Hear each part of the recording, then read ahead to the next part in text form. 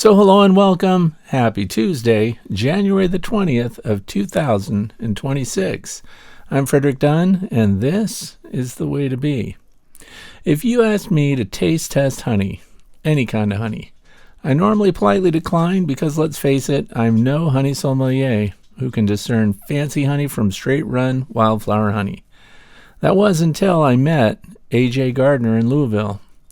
Clifford Sproul, the owner of Be Smart Designs, introduced me to AJ, and I was invited to taste some honey that has been sourced at just the right time of year from just the right blossoms. In truth, this is, in fact, the best honey I've ever tasted. But as luck would have it, I lost my voice from too much talking. So I recruited my friend and fellow Cornell University certified master beekeeper, Paula, to do this interview and sample some varietals that AJ explains and introduces one by one. I hope you enjoy it. Here's Paula and AJ. Paula, AJ Gardner with Rebel44 out of the Pacific AJ. Northwest. How are you? Nice to meet you. I'd love to take you through 3 nectars, Okay. spring, summer, and fall. We're bee stewards out there in the Pacific Northwest. What we do is we do hyper-local targeted nectar flows through seasonality, the greater Snoqualmie Valley. What I'd like to show you is a big leaf maple flower with dandelion, a Himalayan blackberry, and then a fireweed from 1,400 feet in the Snoqualmie Mountains. This is spring bloom. This is from 44 feet elevation on the Snoqualmie River. I target this nectar from when I hear the Swainson's thrush. It's a dual vocal cord thrush. She makes a migration to South America. When she comes back, she lands in the treetops at our home and lets out this beautiful reverberation. When I hear that, I hear I'm back and it's time. Wow, And that's how cool my is cue. that? That's my cue to put the honey supers on for the big leaf maple flower. On this yard, a week into that maple flow, April 4th to May 8th, 3 acres of dandelion bloomed in front of these bees. And I asked the farmer, Larry, I said, Larry, please don't mow those. He said, is it for the bees? I said, it's for the bees. You're gonna taste big leaf maple flower, and then you're gonna taste a big band of dandelion. A week after that, their hawthorn trees bloomed, and then their fruit trees bloomed May 1st, and then I pulled what the bees shared with me on May 8th. Okay. You're literally gonna taste layers of bright floral complex notes. Okay. And I value your opinion greatly. Absolutely. And you do that? Do you do this in a flow hive, or what type of hive do you have? I use all Be Smart design, the proprietary integrated pest management board, the insulated inner cover, big leaf maple, Really good. dandelion, and then you might catch a note of hawthorn, and then a gentle fruit note at the end. The fruit I definitely taste, and the maple I taste. The band through the middle is the dandelion. I see what you're talking about. It's the bees middle. did this. How cool is this? I am so over the moon inspired by my bees on how they've done this year after year. They layered it out of this particular yard at this particular elevation. So what the bees have taught me is that terroir matters. Right. And it's sure. just been a beautiful experience, How a cool journey. is that? Yeah. And then, so I'm wondering if you did this in a flow hive, if they would separate it out. That's a great question. I don't know. I do have 2 flow hives. I followed Frederick's channel from day one, and the first 2 hives that I bought were flow hives because he was doing stuff. Yeah. I wasn't so fortunate with them because my bees weren't built up enough, but now I do use them, and I still haven't extracted what's in them this year, so Right. I never know what's in them You don't because I know. leave them on the whole season. Yeah. By doing this, by doing these hyper-local nectar flows, I did 16 separate extractions last year. So cool. So what you're going to taste next? I also have a mint aftertaste. Yeah, that's the maple. Okay. That's the maple. This is the same bees, same location. This is from June 3rd to July 15th, and what's interesting about that June 3rd number is that the Swainson's thrush that we talked about, she's now changed to a mating call. That happened to be on May 22nd. It was the same exact day that the kingbud on the Himalayan blackberry bloomed, which is an indicator, both of those to me, that I've got 7 to 9 days before the Himalayan blackberry goes into full flower. So when I heard that Swainson's thrush mating call, and then the kingbud happened to bloom on the same day, I was preparing my bees to put honey supers on from June 3rd to July 15th. And that's the heart of our Himalayan blackberry flow. Very cool. What's unique about this yard, same bees, same location of what you just tasted, that's my teaching yard. I do immersion experiences in this yard. I can toss a pebble into the Snoqualmie River. The Snoqualmie River picks up the west side of the Cascade Mountain snowpack, pulls all of that mineral content in. There's a relationship between the Himalayan blackberry along the riverbank and Japanese knotweed. Himalayan blackberry, Japanese knotweed. If you know anything about the botany of Japanese knotweed, it loves bright, wet, acidic soil. That mineral content that comes off from the Snoqualmie Mountains change the soil of that pH, the pH of the soil. Okay. And does it change the taste of knotweed? Have you ever had blackberry honey, in all fairness, that tasted like a blackberry? Only at Savannah Bee Company. Okay. Where I was able to really tell that that's what I was tasting. When you taste this, it's going to taste like you popped an 8 out of 10 ripe blackberry in your mouth. There's going to be a slight delay, and then there's going to be this lemon kick, and that is the acidity of that soil. The mycelium in the soil is completely different because of that runoff.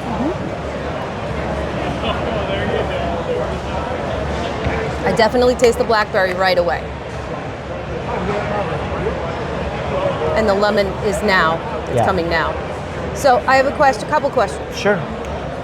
How did you correlate the bird calls with, how long did you observe the bird call to? In all honesty, it's the second year. Second year. I've been a bee steward for 6 years. In this lifetime. I mean, my last name's Gardner.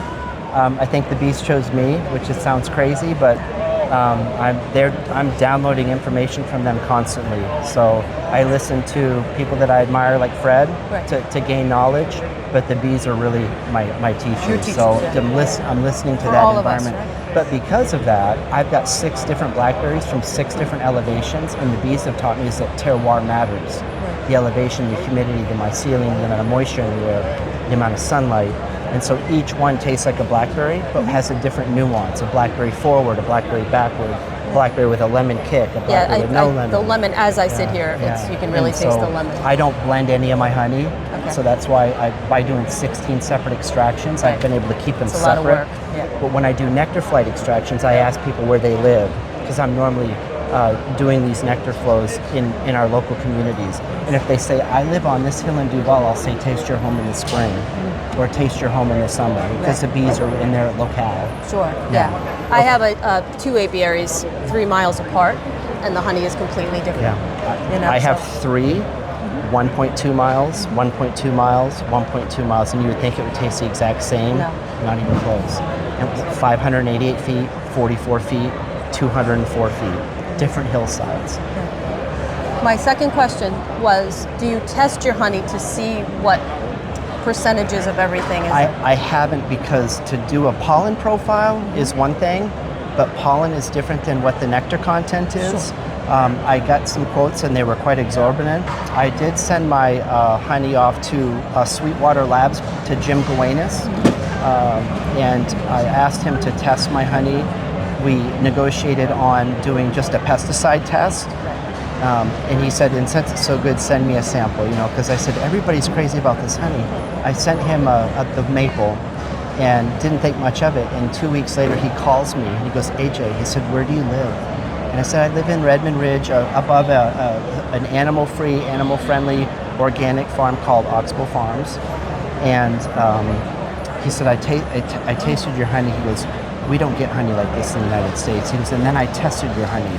And then I tested it to see if you heated it. And I did this test, and he goes, you have 0 parts per million pesticides in your honey. That's amazing. And then he started yelling at me. He goes, let me repeat myself.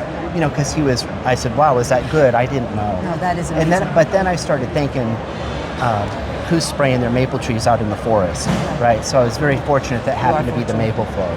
So I go to great lengths to make sure that I put these bees and partner with farms that don't use any pesticides or herbicides. But as you know, out of my human control, I can't control what happens in a 20 or 25 mile radius. Okay, any other questions? Nope. Okay. Not now. Have you ever seen honey like this?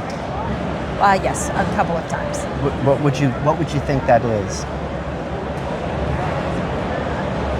Clover, perhaps? Milkweed. Milkweed. Sage. Sage. Okay. I live against the Snoqualmie foothills that goes into the Cascade Mountains and North Cascades. And there's 188,000 acres between Snoqualmie and Skycomish. My friend and I hiked some hives to 1,400 feet into the Snoqualmie Mountains, strapped them to a tree in the middle of black bear That's country. why you have shoulders the way you do. Well, That's amazing you did that. With equipment or you? with equipment. No, with our. With on your backs. Yeah, no, yes, this is, so that we call this, we're very proud of this, we call this Clear Fire. It's showcased in the finest restaurant in Washington, which is the Herb Farm with an H. It's the only 5-diamond restaurant in the state. Chris Weber is the youngest 5-diamond chef in the country. There's only 47 of these restaurants in the world. It's a 10-course, 4.5-hour meal, and I believe his motto is, you would never make this at home. We've had the privilege of being his featured farmer now 2 years in a row. Wow. And so when he got wind that I was doing this with my bees again this year, he said, AJ, we call it Clear Fire. He said, did they share any Clear Fire? And I said, they did. He said, can you bring some in? I'm going to showcase that, make a drink for your, in honor of your featured farmer meal. So he brought it to 30 bricks. He chilled it. And if you look at it, there's a slight green tint to it. Yeah. When he added water, spring water, and he made it drinkable and he chilled it, it opened everything up and all of these herbal notes started to pop out of it. And I was like, Chris, did you put something in this? He said, no, I just opened it. So there's so much in this honey when it's in its, thicker 16, 17% water form. When you taste this, you're gonna taste fruit pear, marshmallow, and then in about 3 to 5 seconds, you're gonna get this gentle, warm cinnamon lift, and then it's gonna go back to marshmallow. In human terms, it's considered the champagne of all honey. It's delicious. Taste the marshmallow. A little bit of mint. What did you say then? Cinnamon. Cinnamon. Taste that yet? Is that after? It might have been because it wasn't the first honey. When they tasted it first, it hit pretty hard. Yeah. It's hard to taste 4 honeys back to back to back without crackers. You definitely can taste the difference, though. I don't taste the notes of cinnamon in that. But I don't have the greatest. Thank you for tasting. Thank you so much for doing this. Have you ever had? Fred. Yeah. It was awesome. She had this one last. She had this one last, so she didn't get the cinnamon. I didn't get the cinnamon. Are you big at honey tasting overall? Or is this? I'm not. It's not, I'm right? not. And neither am I. I didn't not. really care that much about But I did. tasting honey. I was But did able that wake up to. your I was taste able buds? to see the difference at. We took a ride to Savannah on a trip, and we went to Savannah Bee Company, and they have a honey bar very similar to what they have out here. Okay. And I was able to taste all the different notes. If you do just 2 jars of honey next to each other, it's really hard unless it's. My favorite is Tupelo. Tupelo honey was delicious. Yeah. It was amazing. Fun. Fun. Yeah, so that was really fun. Yeah. Thank you so much. Thank for you tasting. so much. Yeah, And it's what a so privilege. interesting Yeah, what you're it's doing. we're telling a story and it's a journey, and it's such a privilege to be their steward. Like, my life is completely changed, It's amazing. for the better. So You have great energy. my hands are sticky. I don't care. Nice to meet you. My hands are always Great sticky. job. Great job Nice all to the way. meet you. Thank you both. Thank you. Thank you. I hope my